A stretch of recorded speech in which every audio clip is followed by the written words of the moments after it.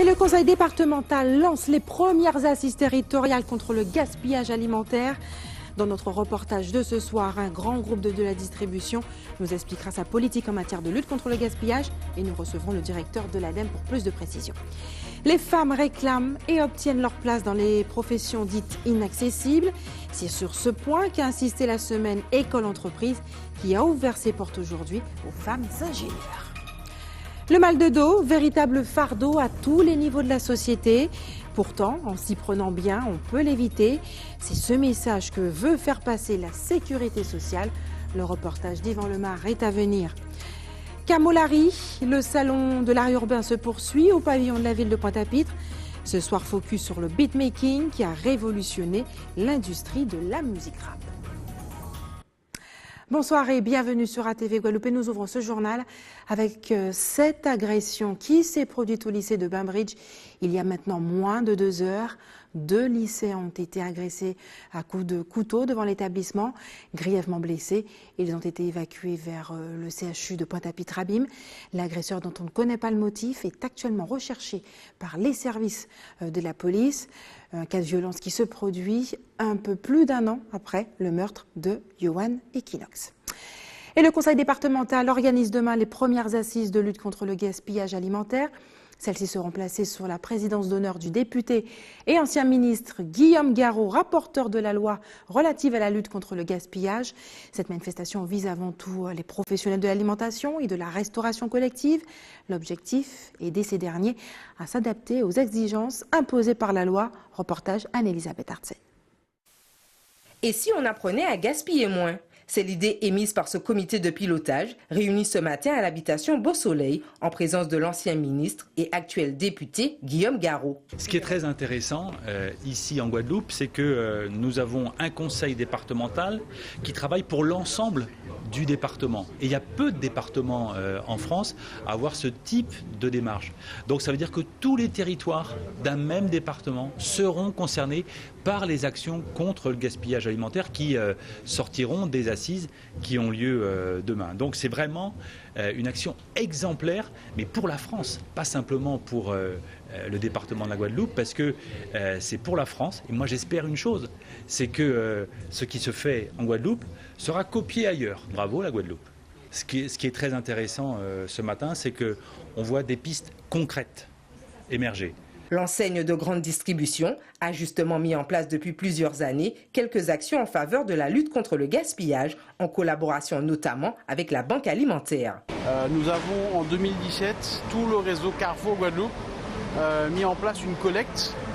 Nous avons acheté un camion, alors nous ne l'avons pas acheté seul. Et ce camion nous permet de faire une tournée quotidienne dans tous les hyper et les super de Carrefour.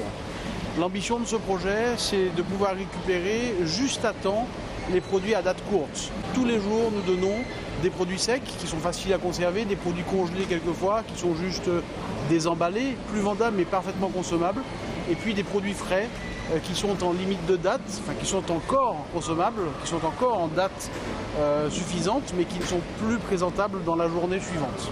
Mais nous avons aussi d'autres actions pour essayer, chaque fois que nous le pouvons, de valoriser les produits qui ne sont plus consommables, qui ne sont plus vendables. Alors, quelquefois, on les donne à des animaux. C'est le cas de ce que nous faisons avec le zoo des mamelles, où nous donnons des fruits et légumes, nous donnons quelquefois de la viande. Enfin, nous donnons des produits qui peuvent convenir à l'alimentation animale. Alors, nous avons d'autres actions également qui sont à plus long terme, qui sont de participer avec notre enseigne Carrefour à l'allongement des dates. La réglementation européenne, la réglementation française, quelquefois, nous oblige à mettre une date de validité sur un produit, alors qu'il peut vivre bien plus longtemps. Chaque année, chacun d'entre nous jette 20 à 30 kilos de nourriture, dont 7 kilos toujours emballés. Ces premières assises de lutte contre le gaspillage, organisées par le conseil départemental ce jeudi, tenteront donc de proposer des solutions adaptées à un problème d'intérêt public et qui nous concerne tous.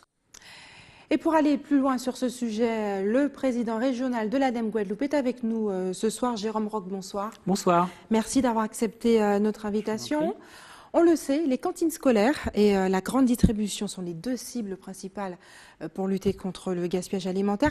Avant l'ouverture des assises qui aura lieu demain, qui s'ouvrira demain, le collège Rémy Nassouta de Saint-Claude a été le théâtre d'échanges entre les élèves et le ministre qui a porté cette loi.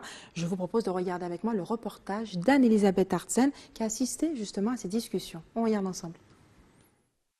Le conseil départemental prépare ses premières assises de lutte contre le gaspillage. Et quoi de mieux que de rencontrer ces élèves engagés du collège Rémy Nassouta pour récolter aussi leurs idées et échanger avec le député Garot. Nous avons des élèves qui sont engagés sur justement cette problématique autour du gaspillage alimentaire.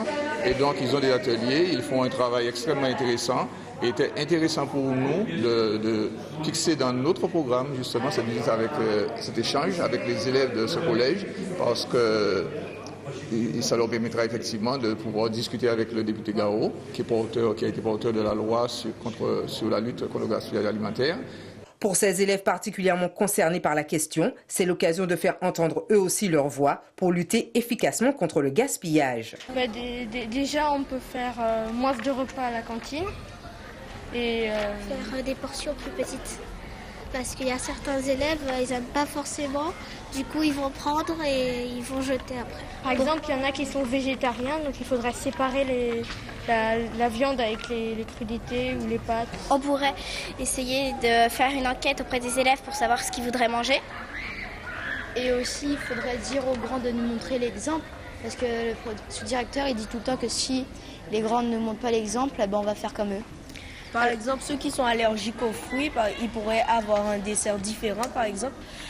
Et aussi, s'ils sont allergiques au lactose, quand il y a des gâteaux à la cantine, on pourrait les remplacer par autre chose. Ces élèves motivés et curieux ont ainsi pu poser de nombreuses questions au député Garot. Des échanges riches pour nos petits délégués, sensibilisés plus que jamais à la lutte contre le gaspillage alimentaire.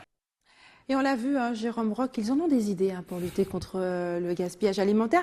Quelle est la politique mise en place par l'ADEME pour lutter justement contre ce problème ? Alors, on organise avec le conseil départemental demain ces fameuses assises territoriales de lutte contre le gaspillage alimentaire. C'est la première fois que ça se produit.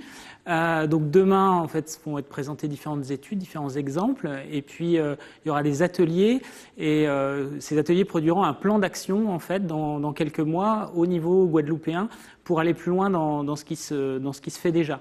Mais il y a déjà des choses qui se font. On l'a vu dans le reportage, en particulier avec les hypermarchés, qui donnent aux banques alimentaires, en tout cas aux associations caritatives.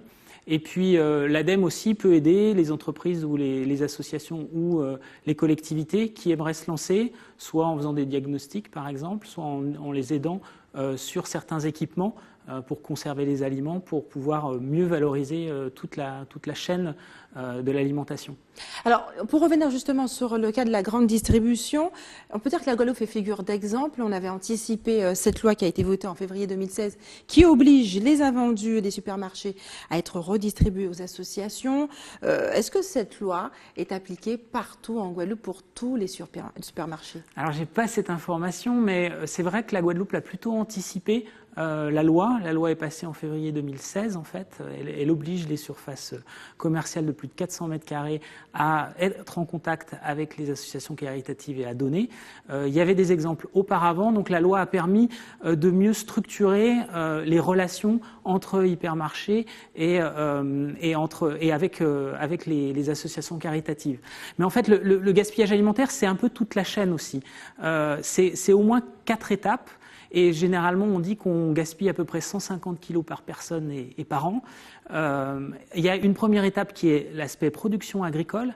Il y a une deuxième étape qui est la transformation, la préparation de plats cuisinés. Une troisième étape qui est la distribution, effectivement, les magasins. Et puis la quatrième étape qui est chez soi.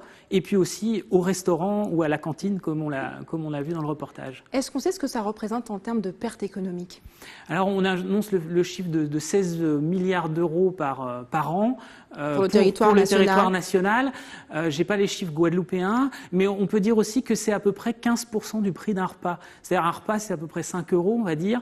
Il y a 75 centimes qui sont perdus chaque fois qu'on fait pas attention en fait, et qu'on fait pas attention sur toute la chaîne, c'est-à-dire du champ à la fourchette, à l'assiette et à la poubelle. On a le sentiment qu'on a du mal justement à établir des chiffres concernant le gaspillage alimentaire en Guadeloupe, que c'est venu tardivement. Pourquoi ? Simplement, on a lancé ça avec le conseil départemental il y a un peu plus d'un an, l'idée de dire on va s'y mettre sur le gaspillage alimentaire, mais c'est un mouvement relativement récent, hein, la loi date de 2016. La France a plutôt servi d'exemple au niveau international sur cette loi. C'est un des premiers pays qui a fait passer cette loi, qui interdit par exemple de javeliser les invendus, ce que faisaient beaucoup de grandes surfaces par exemple. Qui ont fait scandale d'ailleurs, des vidéos qui ont fait scandale dans les médias. Tout à fait. Nous pouvons tous, à notre niveau, réduire justement le gaspillage alimentaire chez nous. Quels sont les gestes à adopter ? Alors là aussi, c'est une chaîne. C'est du magasin jusqu'à son assiette. Au magasin, on va faire une liste. C'est des conseils de bon sens, hein, mais on va faire une liste. On va essayer de pas se faire tenter trop par les promos. On va peut-être choisir pas toujours les plus beaux fruits, parce que les fruits un peu moches, parfois, ils sont pas plus mal. Quand on rentre chez soi, on organise bien son frigo. On regarde d'abord, on va essayer de consommer d'abord le plus fragile, et puis ensuite on peut accommoder les restes. Et puis en Guadeloupe, on sait bien le faire. On donne aux animaux aussi, pas toujours des produits carnés, parce que le cochon il va plutôt manger des légumes et des fruits, mais les poules aussi. Ça c'est une spécificité guadeloupéenne qu'il faut plutôt conserver. Merci Jérôme Roch d'avoir accepté de répondre à nos questions. Je rappelle que les assises débuteront officiellement demain. Elles sont menées par le conseil départemental. La semaine école-entreprise se poursuit aussi chez nous. Ce matin, le rectorat a permis aux lycéennes de rencontrer des femmes ingénieurs en poste, des échanges qui ont pour objectif d'inciter les jeunes filles à se lancer dans le métier, car tout est permis, tout est possible. Le reportage est signé Nathalie Dinan, Moïse Dexter. Elles bougent, elles sont ingénieures, elles veulent transmettre leur passion et susciter des vocations. C'est tout le sens de la rencontre qui a eu lieu ce matin au lycée de Pointe-Noire. Première promo qu'on a eue à l'école d'ingénieurs, dans formation d'ingénieurs matériaux à l'Université des Antilles, il y avait 90% de femmes. Il y a de plus en plus de femmes ingénieurs, donc cette place est de plus en plus reconnue. Donc moi j'ai commencé à travailler effectivement aux États-Unis où les choses étaient un peu différentes, où il y avait un petit peu plus de femmes, mais il y a toujours plus d'hommes dans ce genre de métier. Travailler quand on a très peu de femmes dans un groupe d'hommes, en général, on est très bien traité. Un parcours qui a impressionné les collégiennes intéressées par les sciences, mais indécises sur leur avenir. J'avais déjà prévu autre chose, mais c'est une filière très intéressante. C'était pour découvrir une nouvelle filière, STI 2D, et pour voir ce qu'on faisait dans cette filière par rapport au métier qu'on veut faire. Le métier d'ingénieur peut être un métier très constructif et intéressant. Les hommes et les femmes n'ont pas la même perception. Mon père est mécanicien. Ouais. Et depuis toute petite, j'ai toujours aimé les automobiles. Je vais faire ophtalmologue et ça peut toujours me servir pour me guider, pour les lunettes, les yeux. Ça peut toujours être un plus pour moi. Mais il y a plusieurs femmes qui ont peur d'être ingénieures parce qu'elles croient qu'elles sont inférieures aux hommes. En Guadeloupe, à l'Université des Antilles, les formations dispensées sont adaptées au territoire. Les domaines comme les énergies renouvelables, la construction, la conception de systèmes ou encore le développement des matériaux résistants à nos aléas climatiques sont étudiés. Le recrutement se fait sur dossier et parmi les meilleurs. On participe par exemple aux manifestations Sciences pour l'ingénieur au féminin, organisées par l'association Elle Bouge. Donc on est systématiquement à toutes ces organisations. On participe au salon, le salon des étudiants. On envoie nos ingénieurs qui ont réussi aussi se présenter et participer à des salons, parce que c'est important justement de montrer que la femme, il n'y a aucune raison qu'elle ne puisse pas rentrer dans des filières scientifiques et qu'elle ne puisse pas réussir à devenir ingénieure. Il reste encore beaucoup de place à prendre pour les femmes dans les formations ingénieurs, mais c'est quand même... Là, on voit quand même dans nos formations, on voit un changement progressif et les femmes prennent de plus en plus part aux formations scientifiques et aux formations ingénieurs en particulier. Même si toutes les élèves, car c'était destiné aux jeunes filles, n'avaient pas l'intention de se diriger vers une carrière d'ingénieur, elles savent que c'est possible. Travailler à l'étranger est un rêve pour beaucoup de jeunes Guadeloupéens. Mais quelles formations sont particulièrement propices et recherchées par les recruteurs internationaux? Ce matin a eu lieu à Lamentin le petit déjeuner de l'orientation à la Maison des Aînés. À cette occasion, l'équipe de l'ADOM a présenté les aides et les dispositifs d'accompagnement à l'insertion professionnelle des jeunes. Le détail avec Yvan Lemar. Une trentaine de jeunes a répondu présent à ce 8e petit déjeuner d'information afin de mieux préparer leur projet professionnel à l'étranger. Canada, France, les États-Unis surtout. Donc si c'est possible qu'on puisse m'aider justement, voir dans mon projet, moi ça m'intéresse très bien d'avoir des informations. C'est des informations qui pourraient m'aider pour mes projets justement, sachant que je voudrais devenir chef cuisinier ou traiteur et aussi passer le concours pour devenir sapeur-pompier volontaire. Alors j'ai voulu participer à cette journée de manifestation pour connaître un peu mon projet, plus sur mon projet d'orientation et pour avoir un approfondissement sur mon futur projet. Les pays qui m'intéressent sont le Canada et puis la France. C'est pour effectuer, comme je suis en BTS actuellement, c'est pour effectuer ma licence professionnelle pour poursuivre dans le domaine du génie civil. L'ADOM, l'Agence de l'Outre-mer pour la mobilité, était l'un des partenaires de cette manifestation pour répondre aux questions de ces jeunes. L'ADOM intervient pour permettre une sécurisation du parcours. Donc on accompagne le jeune dans ses démarches dès la Guadeloupe jusqu'à son arrivée sur son lieu de formation. Donc on essaye de sécuriser au mieux l'aspect pédagogique, rémunération du stagiaire et dans certains cas même l'hébergement. Ce petit déjeuner est la première étape d'un projet d'accompagnement des jeunes par la ville de Lamentin. Le point important justement c'est le suivi, ce n'est pas que l'information. Après l'information, nous entrons en contact avec ces jeunes pour leur demander exactement quel est le projet qu'ils ont décidé de bâtir autour de la mobilité. Nous les mettons en contact direct avec l'ADOM et nous suivons le processus tout au long de cette démarche jusqu'à leur départ. Le 9e petit déjeuner d'information est prévu le 20 décembre prochain.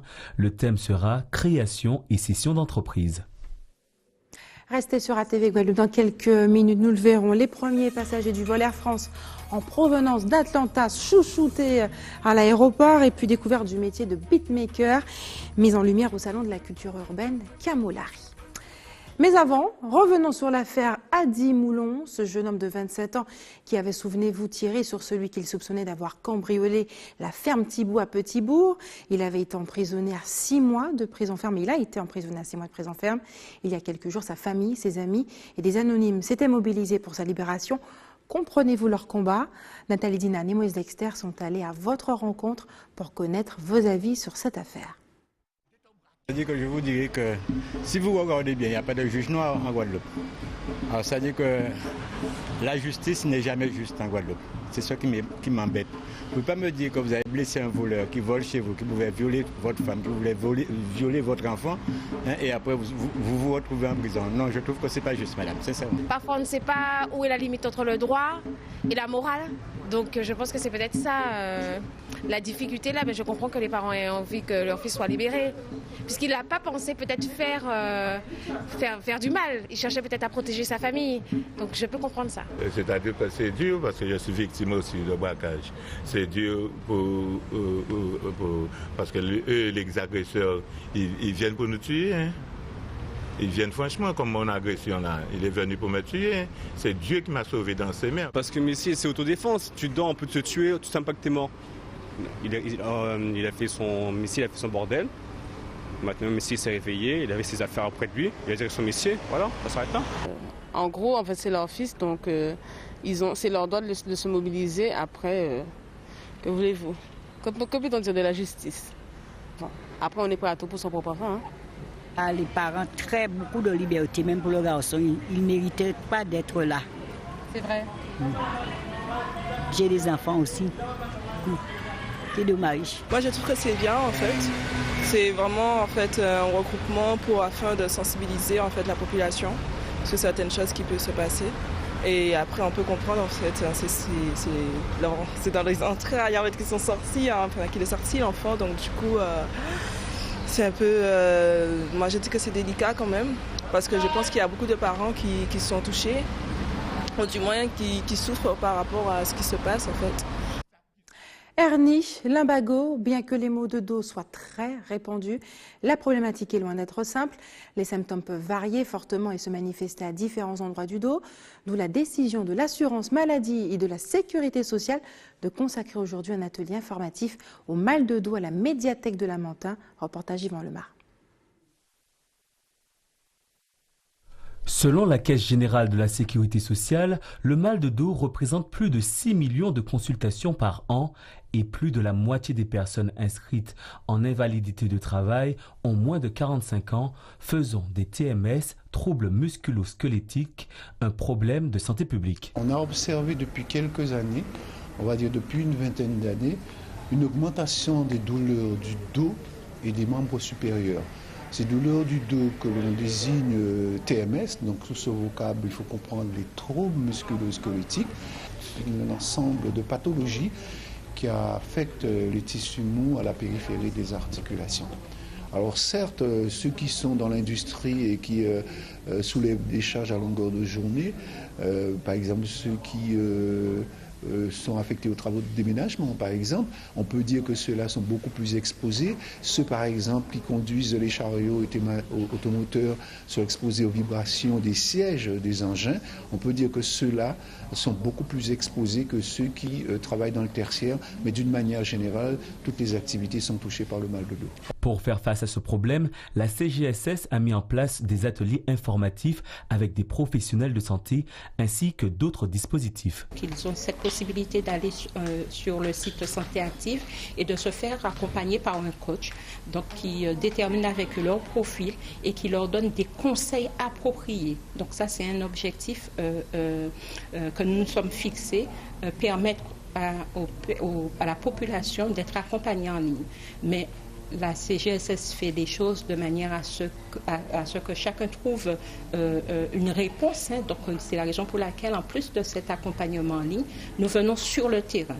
Nous venons sur le terrain, toute une équipe, accompagnée de masseurs kinés, de professionnels, de préventeurs, pour expliquer aux gens ce qu'est le mal de dos, expliquer le mécanisme du dos et savoir comment il fonctionne et comment effectivement nous, en tant comme vous et moi, comment nous avons à nous comporter pour éviter le mal de dos. Il existe des formations de prévention des risques liés à l'activité physique qui permettent d'apprendre à lever des charges sans se faire mal au dos. Quand vous avez à gérer une charge, il faut d'abord se rapprocher de la charge. Ensuite, il faut utiliser ses membres inférieurs quand vous avez la charge à gérer. C'est-à-dire on fléchit les jambes et ce sont les jambes quand elles poussent, quand vous poussez sur les jambes, qui vous permettent effectivement de gérer cette charge au mieux. C'est-à-dire ce sont les jambes qui travaillent. Il faut éviter que le dos travaille. On évite le dos de travailler comment? En gardant les courbures naturelles du dos. On prend avec les coudes tendus, sinon on sollicite la colonne. Il faut être de face par rapport à ce qu'on a à prendre. Et quand on se déplace, on doit avoir la charge le plus près possible de soi. Je crois qu'à partir de là, si on respecte ça, les choses iront nettement mieux. Ne pas porter des charges trop lourdes ou aménager ses postes de travail sont les premières précautions à prendre pour éviter le mal de dos. Et cet après-midi, un accueil particulier était réservé aux premiers passagers du vol Air France en provenance d'Atlanta. Coupé de ruban, rafraîchissement avec des jus de locaux et une animation au sorbet coco. Bref, un accueil exceptionnel organisé par Pôle Caraïbes pour séduire cette clientèle américaine. Reportage Linda Kayarsi. Cet après-midi à Pôle Caraïbes, ambiance colorée. Objectif séduire les tout premiers passagers en provenance d'Atlanta.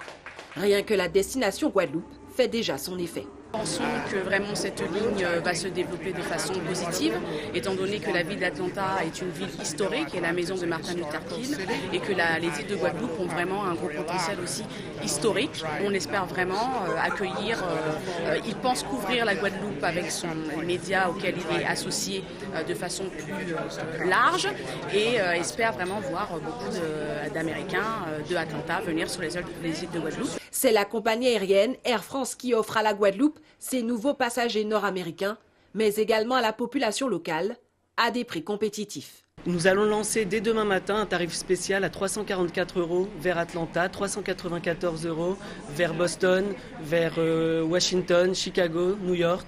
Donc vraiment des tarifs très intéressants. Nous ouvrons à raison de 2 vols par semaine une nouvelle destination, Pointe-à-Pitre Atlanta. Au-delà du vol Pointe-à-Pitre Atlanta, l'idée c'est vraiment de connecter le hub de Pointe-à-Pitre au hub de Delta et de pouvoir ainsi connecter vers plus de 60 villes aux États-Unis. Autant de desserts aux couleurs des Antilles, dès l'assiette notamment avec des plats signés Babette de Rosière. Aujourd'hui plus que jamais, le marché de l'Oncle Sam est très convoité pour faire de la Guadeloupe une destination prisée. Vous savez que les Américains dépensent à peu près 30% de plus qu'un Français. Donc le marché américain, il est crucial pour le développement de notre économie. Et puis Atlanta, c'est le plus gros hub des États-Unis. C'est plus de 1000 avions par jour. C'est vraiment une envolée et on espère qu'effectivement la croissance qu'on connaît actuellement sur les USA, qui est plus 25% par an, va continuer. Et on espère donc que d'ici 2020, que le trafic vers les États-Unis va représenter plus de 10% du trafic de Pôle Caraïbes.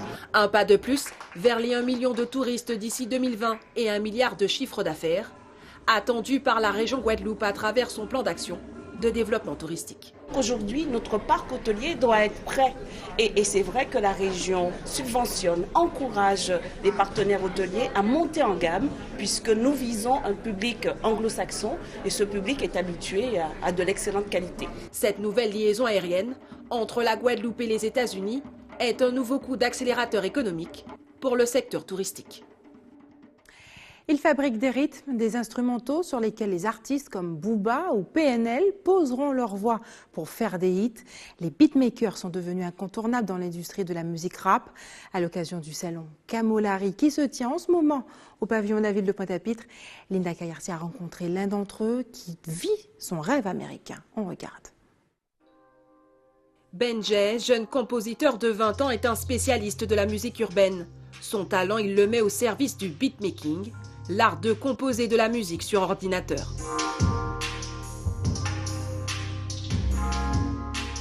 Tu crées une instrumentale de A à Z. Soit tu peux sampler, ça veut dire récupérer des samples d'anciens morceaux et les mettre au goût du jour. Mais moi je suis plus dans la composition, c'est-à-dire que je crée mes mélodies de A à Z, mes progressions d'accords, mes rythmiques. Donc en fait, je crée de l'instrumental de toutes pièces. Sa maîtrise de la production musicale lui a déjà permis de collaborer avec de grands artistes tels que Rimka du 113, Damso ou encore Alonso, avec le titre Finilet, l'un de ses plus gros succès, 43 millions de vues sur YouTube. Tu n'as pas percé, je te jure sur mon fils, ils ont pas un euro. Je n'ai jamais fait semblant. Et cela uniquement avec un logiciel doté d'effets et d'une boîte à rythme, composée de sons d'instruments très réalistes. Je choisis mes éléments d'abord, dans un premier temps. Comme ça m'évite de perdre du temps après. Prendre une 808, c'est la basse, dans tous les morceaux un peu trap. Du coup, je choisis la basse. Quand je suis dans ma zone de confort, je ne mets pas trop de temps, même des fois 45 minutes. Ça peut être très rapide. Des fois, les meilleurs morceaux sont ceux que tu fais le plus rapidement. Le beatmaking nécessite d'importantes connaissances dans le monde de la musique assistée par ordinateur, mais surtout un énorme flair pour produire le beat qui aura du succès. C'est être là au bon endroit, au bon moment et innover. Pas toujours se plier aux règles du game. Avoir sa propre touche, c'est ça qui... Être différent, ça fait... Pour être le meilleur, en tout cas, il faut être différent. Après, moi, je suis très loin d'être le meilleur, j'ai encore du boulot. Aujourd'hui, l'influence du digital sur le monde de la musique est telle que le beatmaking est devenu un métier à part entière. Benjay, quant à lui, a décidé de partir à l'assaut du marché US, vivre son rêve américain de beatmaker. Et c'est l'heure des informations pratiques. Maintenant, faites des réserves d'eau si vous habitez à Capesterre-Belle-Eau. Des coupures sont prévues dès demain 18h avec un retour à la normale prévu le vendredi à 6h du matin. L'équipe de l'établissement français du sang vous donne rendez-vous demain face à l'Hyper Casino de Desmarais à Basse-Terre de 8h30 à 13h. Et enfin, si vous avez des informations à nous communiquer, n'hésitez pas à nous appeler au 71 2 fois. Et voilà, c'est la fin de notre édition locale et régionale. Mais avant de se quitter, je vous rappelle les principaux titres de ce mercredi 22 novembre. Ce soir, nous l'avons vu, le Conseil départemental lance dès demain les premières assises territoriales contre le gaspillage alimentaire. Aujourd'hui, les élèves ont été sensibilisés à cette problématique. Et puis ce soir, dans un grand groupe de distribution, nous a expliqué sa politique en matière de lutte contre le gaspillage. Les femmes réclament et obtiennent surtout leur place dans les professions dites inaccessibles. C'est sur ce point qu'a insisté la semaine école-entreprise qui a ouvert ses portes aujourd'hui aux femmes ingénieurs. Et le mal de dos, véritable fardeau à tous les niveaux de la société. Pourtant, en s'y prenant bien, on peut l'éviter. C'est ce message que veut faire passer la sécurité sociale et l'assurance maladie. Et puis ce soir, focus, découverte du métier de beatmaker. Le beatmaking qui a révolutionné l'industrie de la musique rap. Nous avons découvert un artiste qui est en exposition en ce moment au salon de l'art urbain Camolari qui se poursuit au pavillon de la ville de Pointe-à-Pitre. Merci d'avoir choisi ce soir ATV Guadeloupe. Je vous souhaite une excellente soirée. On se retrouve demain à 18h50.